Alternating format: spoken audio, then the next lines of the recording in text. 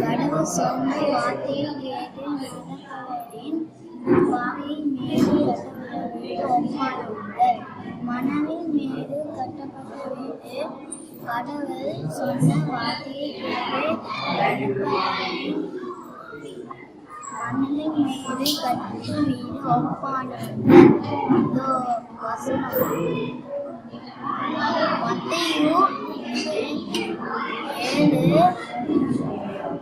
7:47-49, லூக்கா 6:24-27.